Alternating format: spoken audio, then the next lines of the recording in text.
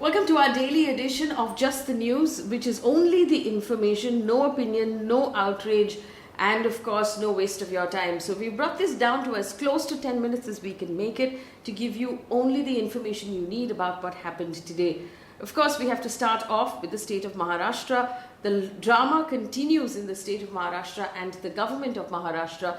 NCP chief Sharad Pawar held his second press conference in 2 days in Delhi, where he addressed the allegations that have been made by the former Commissioner of Police, Param Bir Singh, against the Home Minister of the state, Anil Deshmukh. Now, remember, just to remind you very quickly, in the letter that Param Bir Singh had written to the Chief Minister Uddhav Thackeray, he alleged that Anil Deshmukh had meetings with police officers in February, where he instructed them to actually collect 100 crore rupees from businesses in Mumbai per month and deposit it with him as hafta. This is a very serious allegation of corruption. We now know that based on this press conference by Sharad Pawar, where he basically said that there is no question of a resignation of Anil Deshmukh because, according to Sharad Pawar, Anil Deshmukh was in fact in hospital with COVID in Nagpur at the time that this letter alleges that he was conducting those meetings.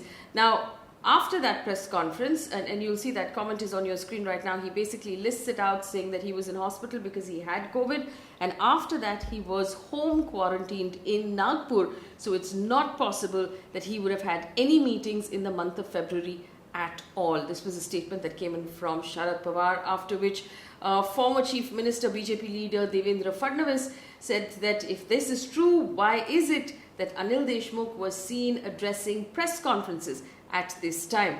Anil Deshmukh has now responded to Devendra Fadnavis's question, saying that when he left the hospital and he was on his way home, he in fact, there were some journalists waiting for him at the hospital gate. He sat down and he spoke to them for 10 minutes, after which he left. He was in his home between the 15th and the 27th of February, and he didn't meet anyone until the 28th of February.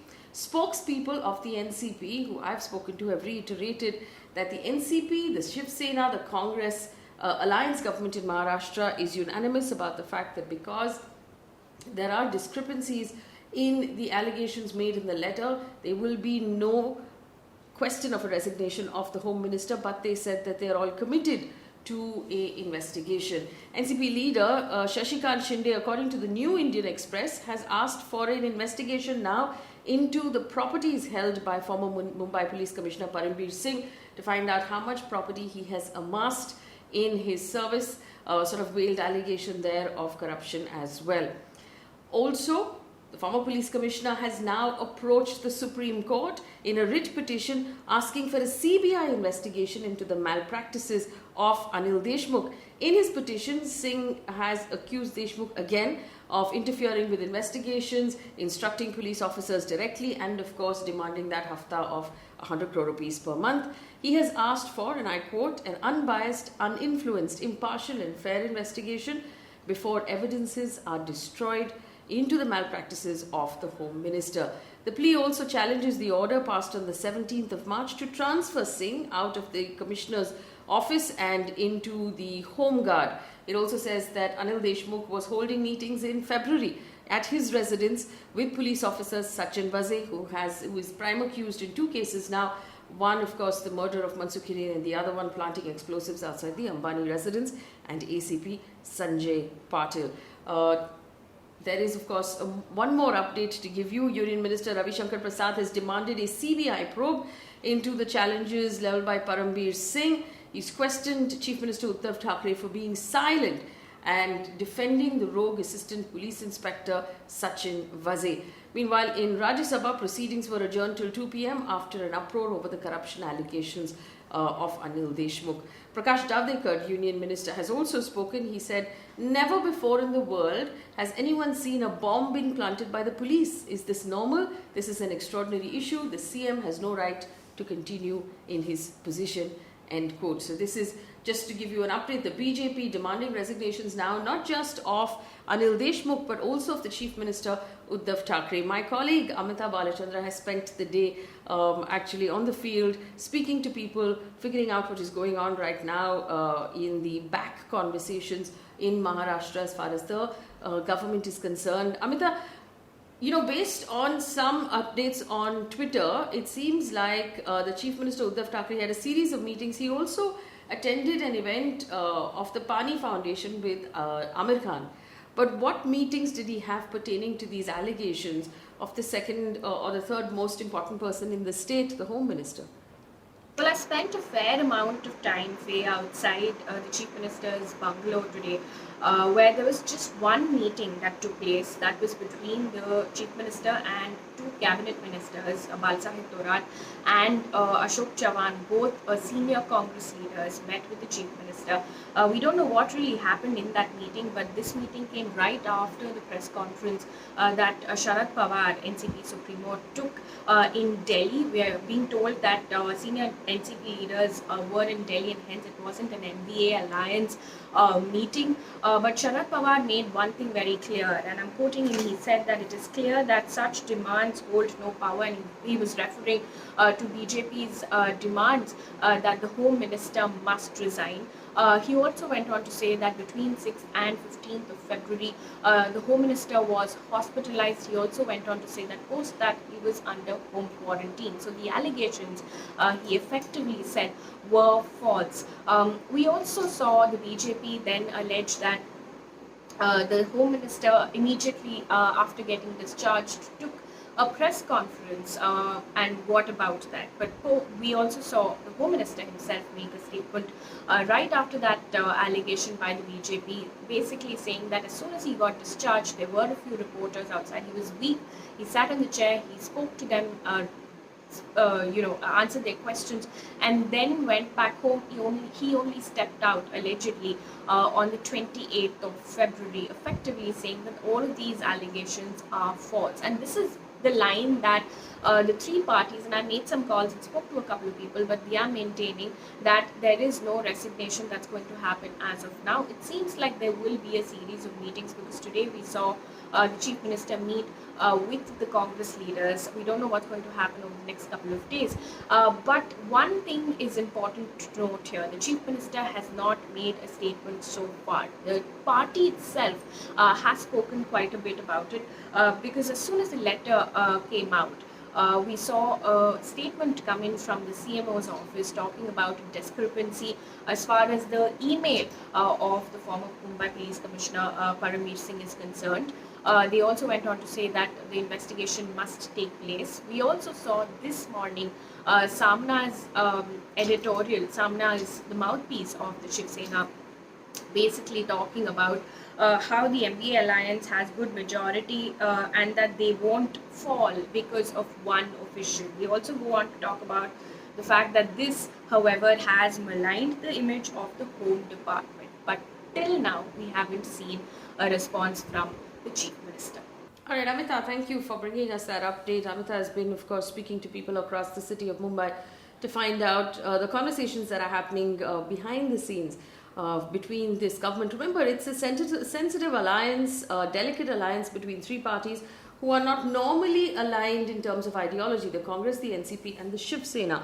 So they are coming under tremendous fire at this point with regards to these allegations. Also, another point to note that the former Mumbai Police Commissioner Param Bir Singh moving to Supreme Court on these allegations is being represented in Supreme Court by senior advocate Mukul Rohatgi. And this is interesting because Mukul Rohatgi tends to argue a lot of cases for the BJP as well. But that, of course, we must remember, doesn't stop him from taking on anybody else's cases. It's just something, an added piece of information that I'm offering to you. We'll, of course, be tracking this on a daily basis and bringing you updates as and when they develop. But it's also time for us to take a look at what's going on with COVID, because there's a lot going on.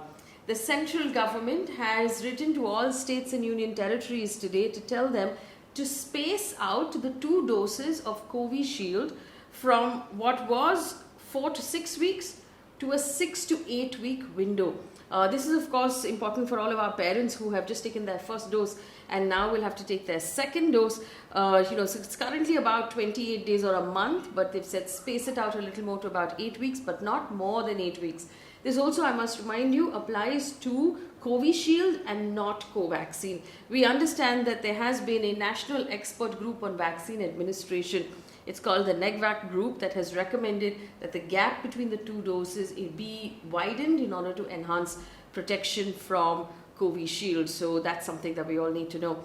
In the meantime, India has reported, hold your breath, 46,951 cases of COVID in the last 24 hours. This is the worst in this year of 2021.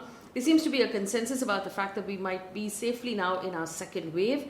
84% of those cases came from Maharashtra, Punjab, Kerala, Karnataka, Gujarat and Madhya Pradesh. In fact, we've also had a conversation at 8 p.m. this evening that's on our YouTube page with doctors trying to understand how much worse or better this wave is from the previous wave. We understand that more people are asymptomatic, but it is moving faster through the population. So you can take a look at that video for more of that information. A quick update on what the state governments have decided in terms of restrictions to do with COVID. Rajasthan government has imposed night curfew in 8 districts from 11 p.m. to 5 p.m. In Rajasthan, primary schools have been closed until further notice. Markets in urban areas are closed at 10 p.m. Also, travellers entering Rajasthan from any other state have to carry negative RT-PCR tests as well. Chhattisgarh has said all schools and colleges will be closed except for the 10th and 12th standard examinations that will continue as scheduled. All other students will be promoted to the next class without their examinations. Gujarat Chief Minister has said no lockdown in the state, adding that people will have to adhere to COVID guidelines. They've also announced that Holi celebrations in the state will be restricted in the state of Gujarat. Night curfew has already been imposed in Surat, Vadodara, Rajkot and Ahmedabad until the 31st of March. Schools will be closed until the 10th of April as well. Now moving on to Uttarakhand, which is not, partially a COVID update. The Uttarakhand Chief Minister Thirath Singh Rawat, who has been in the eye of controversy for his comment about ripped jeans. Remember, he just took over the chief ministership about a little over a week ago, and there was first the conversation about the ripped jeans. Then there was the conversation about America, where he talked about how India has done better than America in handling the pandemic. And then went one step further to say America, which enslaved India for 200 years and also ruled the world in an empire that never had the sun set on it, is struggling today. One assumes that Mr. Rawat was referring to England and not America. Today, there's been a fresh controversy for another statement he has made, where he effectively said poor families struggling to feed themselves should have more babies so that they can get more ration. This is what he said, and I'm quoting, "Those having 10 children got 50 kgs of ration. Those who have 20 children will get 1 quintal of ration. People with only 2 children will only get 10 kgs. You did not give birth to enough children when there was time, so there's nothing to be jealous of now." Of course, we would wait for a clarification of what he meant exactly. Truly, he couldn't have meant that people have more babies and increase our population problem. But in the meantime, while we wait for that clarification, Mr. Rawat has tested positive for COVID. Moving on to news coming in from the world of business and the international world. Business first. The world's largest oil exporter, Saudi's Aramco, has lost the title of the most profitable company in the world because it's taken a massive beating because of COVID. Remember, there was a lockdown across the world. Nobody got out of their houses. Nobody needed to fuel up their cars. The demand for fuel and crude oil slumped. And so Saudi Aramco reported a 44% decline in its net profit because of that year.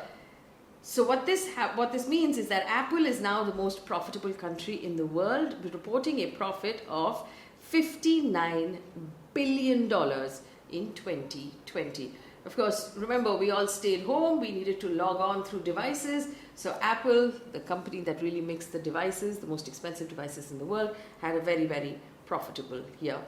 Taking you through some of the news now that's coming in from across the world. Australian authorities are now planning on evacuating thousands of people from flood-affected suburbs of Sydney, which is expecting its worst flood in 60 years.